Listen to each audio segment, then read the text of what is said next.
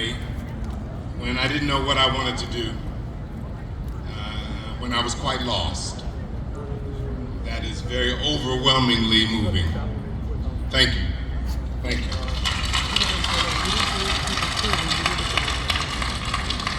Yes. My parents are no longer with me to enjoy this moment, but my sister from the same mister, my heart, my sister Cecily Vance Pension is with me here today, and I'd like to honor her. Cecily, will you stand up, please?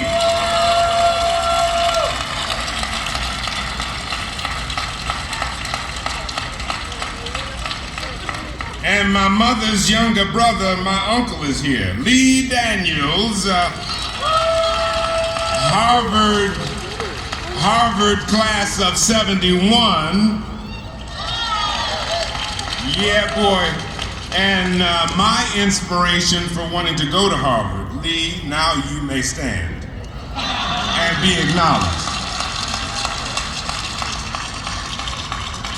Thank you for that, everyone. Can we acknowledge the minor miracle that we are in the midst of? The weather has cooperated.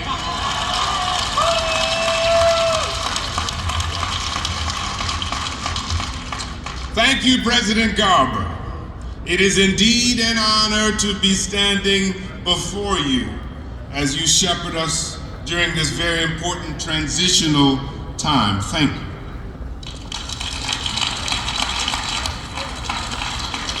Thank you for that wonderful introduction, Ty Moore. Your passionate, I'll say it again, your passionate leadership has blessed us during this difficult, exceedingly trying year. Thank you, my brother.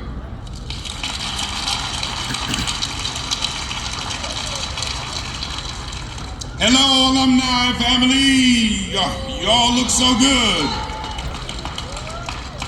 Give yourselves another round of applause. We have made it another year. Go ahead, clap for yourselves. And finally, hello to everyone live streaming with us. Thank you. Welcome. Hello, hello. That is the end of my housekeeping duties. I can't spend any more time telling you how beautiful you are, how happy I am to be here, because I got 20 minutes and I'm gonna get through it. Here we go. Dr. Benjamin Elijah Mays, intellectual father of the civil rights movement and president of Morehouse College for 30 years, said it best. I only have a minute, only 60 seconds in it. Forced upon me, can't refuse it, didn't seek it, didn't choose it, but it's up to me to use it. I must suffer if I lose it, give an account if I abuse it. Just a tiny little minute, but all of eternity is wrapped up in it. Dr. Martin Luther King Jr. speaks to us today, and he says, cowardice asks, is it safe? Expediency asks, is it politic? Vanity asks, is it popular? But conscience asks, is it right? And every now, go on, give it to me, because I'm on a roll. And every now and then there comes a time in all our lives when we must take a position that is neither safe, nor politic, nor popular, but we must take a position because it is right. So here we go. My wife and my children know any excuse I have to come back to Cambridge, I'm there. So, this past January, our beloved varsity basketball coach, Coach Tommy Amaker, invited me to be a special guest at his famous breakfast club gathering at the Charles Hotel. I was very excited. I got on a plane, checked into the hotel, went to the event the next morning, and sat down at the head table. And it slowly began to dawn on me that Coach Tommy wanted me to close with prepared remarks, to lift up the young men and women. I had no idea what I was going to say. I listened to the other three speakers, and I was at a loss. And then ever so slowly, a topic began to formulate in my mind, as it occurred to me that our country and our Harvard community was in the midst of a major moral, political, ethical, psychological, and historical battle of epic proportions that would eventually envelop our own newly inaugurated president, Claudine Gay. And as I was thinking about all that was happening in the world at that time, and all that happened in the world my generation inherited, I heard my bio being read, my name being called, and I stood up and opened up my mouth. I thanked everyone for inviting me, told them how honored I felt that this African-American boy who grew up poor during the riots in Detroit was standing in front of them, charged with inspiring them to greater heights and deeper depths. And the only thing that came to my mind was my dear friend and colleague Romel Witherspoon saying, "Courtney, remember the 5 B's. Be brief, brother, be brief." So here we go.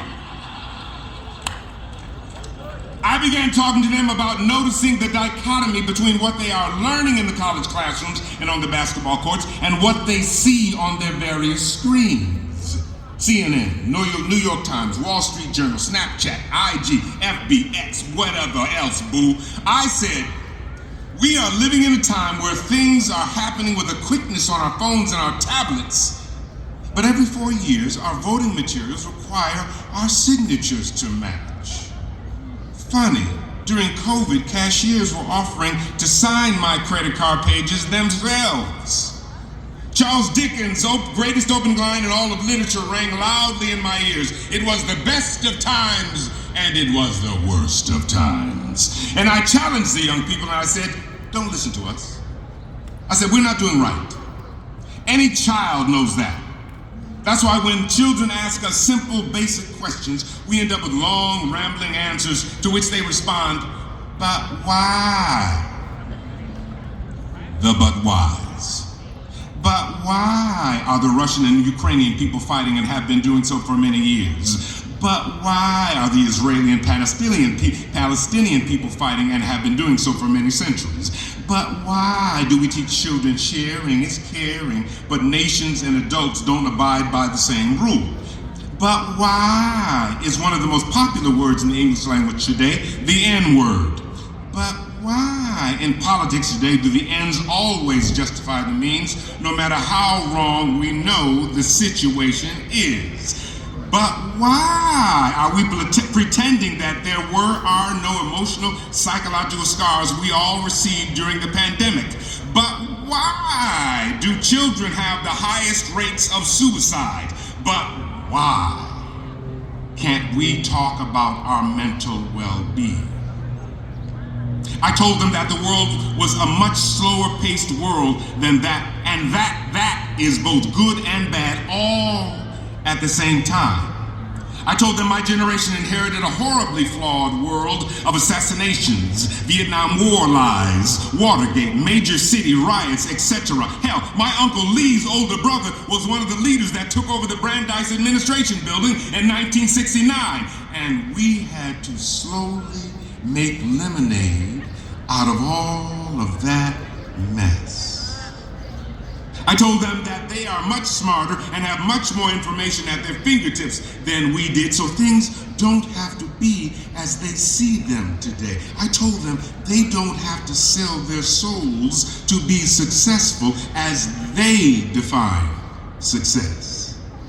And finally, I told them technologically, as we move into the AI era, we are doing things, dealing with issues that I can't even begin to understand. But we still have to be able to deal with, engage with, discuss with, argue with, agree to disagree with people. If it wasn't for the people, this would be a wonderful world. You'll get that tomorrow. But unfortunately, our people skills are diminishing as we have gone all into this technological moment. Pastor Adrian Rogers said, there is a high cost to high living. And we are seeing the fruits of that statement today. Suffice to say, there was a lot of discussion after I finished. This is a very challenging time for all people, but especially our youth. It's almost like by the time we deal with one ridiculous thing, the next crazy, unbelievable thing happens. And we all go around pretending like, hey, I'm cool. No, I'm all right, I got this, you got this, yeah, we got this. And we really don't. No, we really don't. My father died of suicide 35 years ago. prompting myself and my wonderful, amazing co-author, Dr. Robin L. Smith, this past November, as Mr. Ty says, to write a book entitled The Invisible Ache, Black Men Identifying Their Pain and Reclaiming Their Power. Amazon. My father wouldn't take care of what was ailing him. My father wouldn't let us take care of what was ailing him, but my mother did allow us to take care of her. My beautiful wife, Angela Evelyn Bassett, allowed me to bring my mother to our house, and we went down that long, horrific 5-year ALS road to saying goodbye. My mother died of the disease almost 7 years ago. My family, our family, has no regrets. My father's suicide allowed my mother to have us all go into therapy, thereby saving our family. My mother taught us about the transitions in life. She taught us that there are a finite number of everything in this life: breaths, heartbeats, eye blinks, waking up, going to sleep, etc. She taught us that everything and everyone is precious. I don't have time to hate you, and if you hate me, I'm gonna shake the dust off my soles of my shoes and keep going, because I'm called in this life to help, to be of service.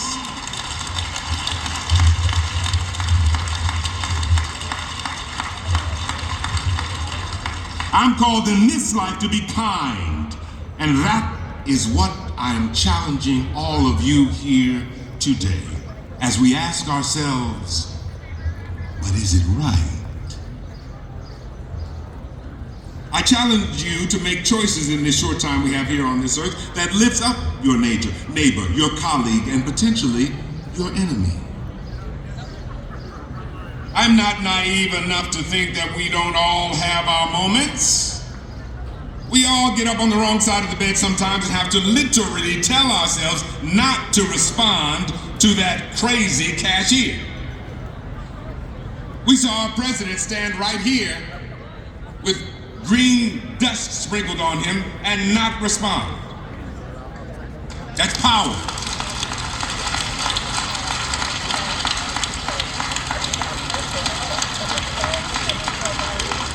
Or when that person sneaks into that parking spot that we were backing into, we're gonna let them know that that was not cool, euphemistically speaking.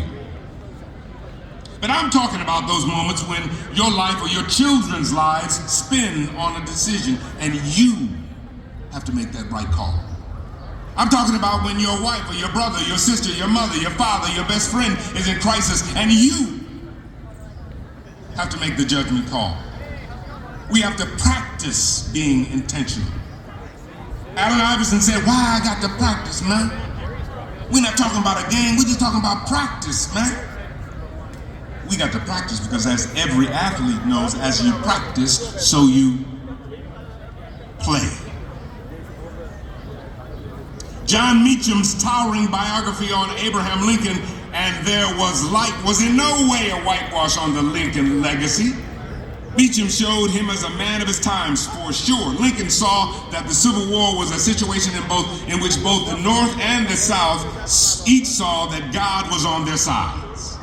So he realized that whoever won the war, God and they were right. There was no middle ground or rational discussions to be had. Emerita Drew Faust, I see you. As I was listening/reading Audible/Kindle, I realized that I had forgotten, in the midst of the death of 750,000 men and the potential destruction of our country, we had a general election, 1864.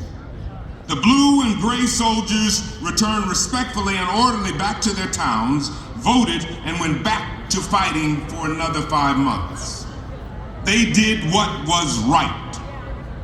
There was no stolen ballot boxes, broken voting machines in the African American districts, no hanging chads.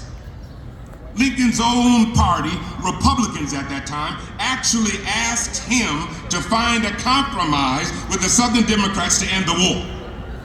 Lincoln was absolutely alone in his refusal/his decision. He said that their party must respect the people and the system and do what was right. Would we be able to have stood our ground under that kind of enormous pressure? The senators and congressmen went to the White House in the spring of 1974 to let then President Nixon know what he was doing was not right and that he would be impeached if he didn't step down. They recognized that their grand experiment, their precious democracy, was far more important than their party affiliation. They did what was right.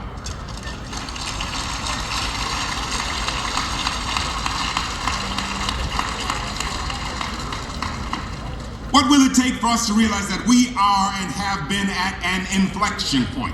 When will the phrase, "I've seen worse," ring hollow for us? Our very form of government is at stake. Have we lost our very minds, our very souls? The Capitol takeover was a sign. Will we listen? Have we gotten so free that we are willing to gamble our very way of life on a Pyrrhic general election victory? Oh, we've done that before. The Republicans in Rutherford B. Hayes struck a deal, and with the compromise of 1877, black people were lynched, burned, butchered, and dragged for the next 80 years. Yes, this is very familiar territory. Only in America can one be convicted on 34 counts and still run for president. The people did what was right in 1864. The senators and congressmen did what was right in 1974. Our time is November 2024. Cowardice asks, is it safe? Expediency asks, is it politic?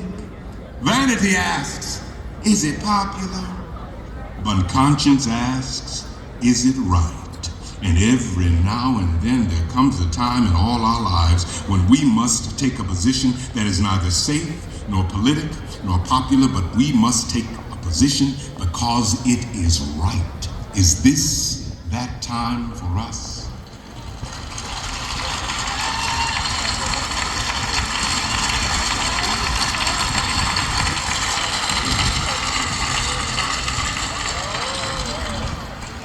A week ago, a recent Harvard grad who was in the audience at the Breakfast Club event I spoke at sent me this email after I had written this speech.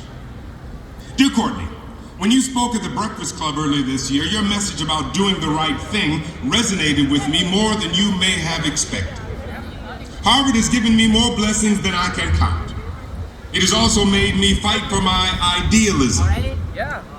If life is like climbing a mountain, Harvard has introduced me to people who are approaching the summit. They act like shepherds saying, I've taken your path before. Let me tell you what I've seen.